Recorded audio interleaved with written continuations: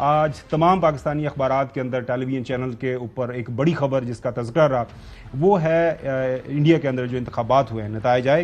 BJP दोबारा election जीत चुकी है। भारतीय जनता पार्टी ने अपनी जीत दर्ज कर ली है। उसकी वजह यह है कि नरेंद्र मोदी साहब जो नाकाबिले शिकस्त समझे जा रहे हैं और इंडिया के प्राइम मिनिस्टर नरेंद्र मोदी साहब को मुबारकबाद। पैसा, power, press, none of this matters. People's power is what matters. People's power अपना काम दिखा देती है। तो जालिमों मोदी आ गया है, ये बात सच साबित हो गई है। नरेंद्र मोदी जी को कहना चाहता हूं, मोदी जी इस जन्म में तो आप हमको नहीं हरा सकते दिल्ली के अंदर आम आदमी पार्टी। ये आम आदमी पार्टी के दफ्तर का दृश्य आप देख रहे हैं, फुल फ्रेम पे दिखाइए जरा।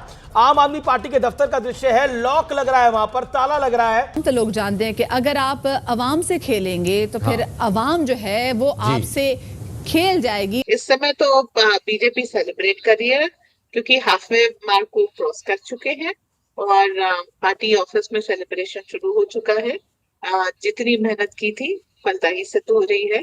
मोदी है तो मुमकिन है। उससे पहले अभी जो रिसेंटली आपने कहा कि आपने बीजेपी को वोट दिया है, उसने कहा था इंडिया की स्ट्रेंथ जो है उसकी डाइवर्सिटी में है, तो मुख्तलिफ किस्म की कौमें रहती हैं और वो एक पूरा बुके फ्लावर का बनता है जिसके साथ इंडिया है। और इस इलेक्शन में भी आंकड़े आ रहे हैं कि 11% मुसलमान वोट कर रहे हैं दिल्ली में। लेकिन राहुल गांधी का जो जेस्चर्स थे उससे भी मुझे ऐसा ही लगा है और जो इस वक्त रियलिटी नजर आ रही है, जो इस वक्त सिचुएशन बनी हुई है सीट्स की, उससे भी ये हकीकत सामने है कि सरकार बीजेपी ही बनाएगी।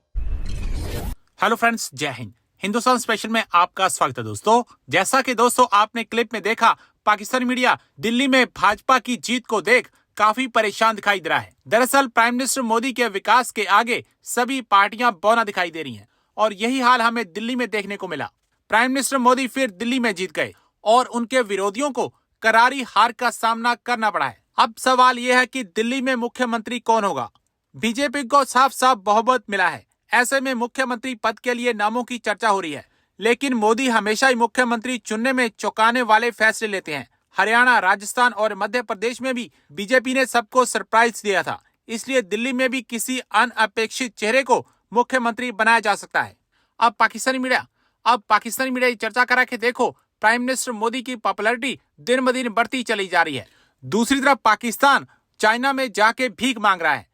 पाकिस्तान के राष्ट्रपति जरदारी इन दिनों चाइना के दौरे पर हैं और वो चाइना से भीख की गुहार लगा रहे हैं। उससे पहले अभी जो रिसेंटली आपने कहा कि आपने बीजेपी को वोट दिया है, पाकिस्तान में और कई जगह पर एक इम्प्रेशन ये है कि बीजेपी जो है वो एंटी मुस्लिम जमात है। साथ आरएसएस के बारे में भी बात की जाती है और कहा जाता है कि इंतहा पसंद तंजीम है और मुसलमानों पे बड़ा जुल्म करती है। एक कि आपने कैसे पलटा खाया और आपने अचानक से बीजेपी को वोट दे दिया, हुआ क्या है? नहीं देखिए, वोट देना इसको पलटा खाना नहीं कह सकते आप। वोट मैंने इसलिए दिया है कि यहाँ जो विपक्षी पार्टियां हैं उन्होंने एक परसेप्शन बिल्डअप कर दिया है मुसलमानों के लिए कि मुसलमान बीजेपी को हराने के लिए वोट करता है।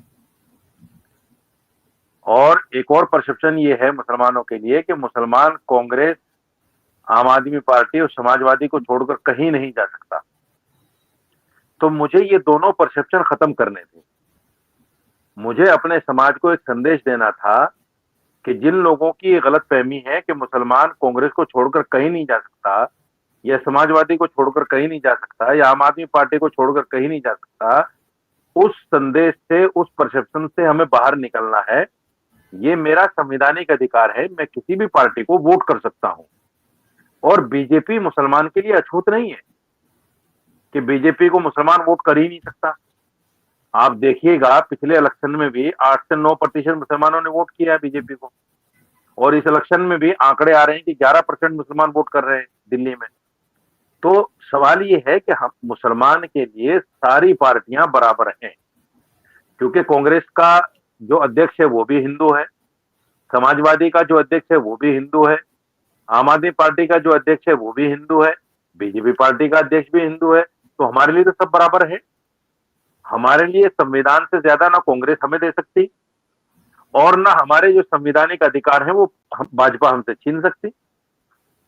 तो फिर हम इस डर में, इस भय में क्यों जिए कि साहब बीजेपी आ जाएगी तो हमारा वोट राइट भी छीन लेगी या हमें हिंदुस्तान से निकाल देगी। इस डर और इस भय में हम क्यों जिए? मुसलमान हिंदुस्तान में बाई चॉइस रहा है, हमारे लिए कोई मजबूरी नहीं थी। रास्ते खुले हुए थे, जा सकते थे हम भी आपकी तरह पाकिस्तान, लेकिन हम नहीं गए।